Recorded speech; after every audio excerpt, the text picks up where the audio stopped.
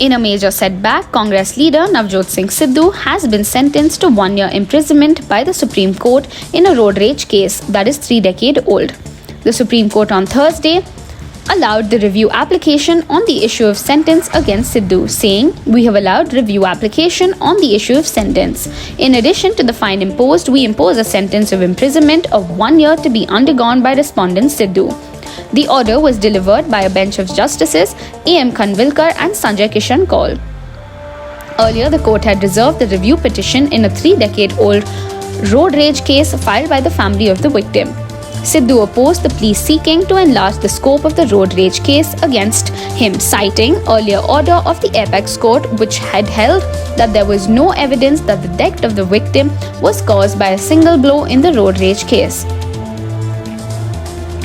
It was then challenged by the victims' families before the Punjab and Haryana High Court, which had in 2006 convicted and sentenced Sidhu to 3 years imprisonment. Sidhu then filed an appeal before the apex court challenging this order.